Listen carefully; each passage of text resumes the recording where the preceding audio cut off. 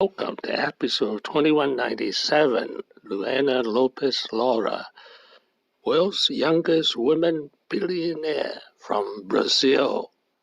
An outline of episode 2197. Prediction markets themselves are not necessarily a very new idea, right? They've been studied for a very long time. Is this like information markets, a wisdom of the crowds to better forecast the future? All of the ideas have been there for a long time, but no one has actually been able to do it in a regulated way and, in a big, mainstream way. There are two types of investors. There are investors that really want to be like, what are the numbers and what is the traction and all those things. And for those investors didn't want to talk to us really. But then there was a lot of the other investors that were more like, there's a very small chance it's going to work. You guys are going to even be able to launch. But if it does, it's going to be very big. Mm-hmm. And I think those are the investors that we talked to from the start, and they invested in us even before we got regulated. He was born in 1996 in Belo Horizonte, Brazil. Father was an engineer, her mother a math teacher. High school, she was a math wizard. Winning gold at the Brazilian Astronomy Olympiad and bronze at the Santa Catarina Mathematics Olympiad. She was a professional ballerina in Austria for a few months before applying to MIT. In 1998, she co-founded Kalshi with her classmate Tarez Mansour, who is now the CEO. And wants to sort of build a company and become an entrepreneur.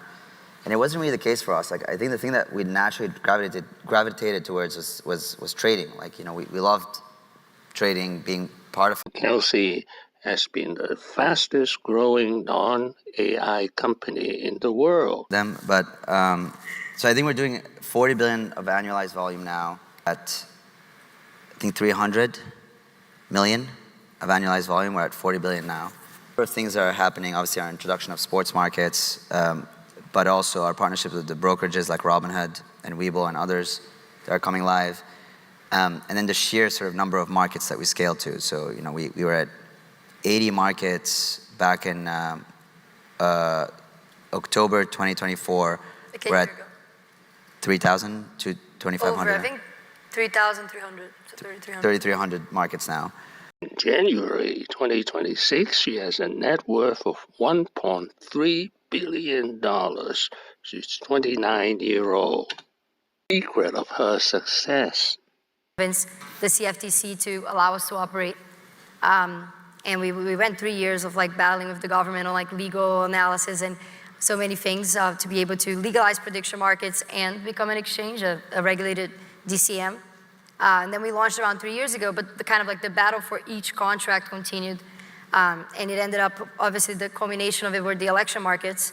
That was kind of the biggest dream of ours, was having election markets legal in the US again after, I think, 100 years. And we ended up having to sue the regulators to do that. And exactly a year ago, we launched election markets legally in the US, and this past year has been fantastic. Just great. Please subscribe and leave your questions and comments below. Greetings from Budapest, the Danube, Austria, and Prague. I'm a big fan of Kafka. If you can turn into a cockroach, you also can turn into a billionaire.